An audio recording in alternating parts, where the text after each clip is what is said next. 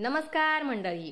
Star प्रवाहावरील लग्नानंतर होईलच प्रेम या मालिकेच्या पुढील येणाऱ्या भागामध्ये आपण बघणार आहोत की पार्थ काव्याला घेऊन गार्डन मध्ये आलेला असतो आणि त्या दोघांमध्ये बराच वेळ गप्पा चालतात आणि त्यावेळेस पार्थच्या लक्षात येतं की आता काव्याचा विरोध देखील हळूहळू मावळत आहे आणि तो स्वतःशीच बोलतो, एका महिन्यामध्ये एवढी प्रगती खूप झाली, म्हणजे मला या लग्नाकडनं काहीतरी होप मी नक्कीच ठेवू शकतो. असा विचार पार्थ हा मनोमन करत असतो आणि आनंदित होतो.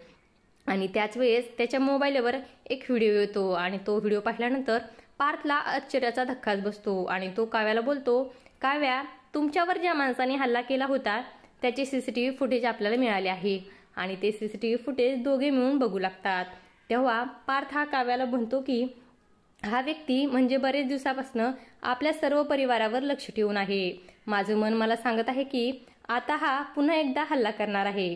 तो हल्ला तुमच्यावर असू शकतो, माझ्यावर असू शकतो, जीवा किंवा नंदिनीवर देखील असू शकतो. असा विचार करून दोघेही अतिशय घाबरतात. तर तिकडे आपण पाहतो नंदिनी ही रिक्षाने घरी जाऊ लागते. तर तो हल्लेखोर हा वेषांतर करून रिक्षा घेऊन येतो आणि नंदिनी ही त्याच रिक्षात थांबवते आणि त्याला जाण्याचा पत्ता सांगते. आणि त्यावेळेस तो व्यक्ती भरवेगाने रिक्षा घेऊन जाऊ लागतो.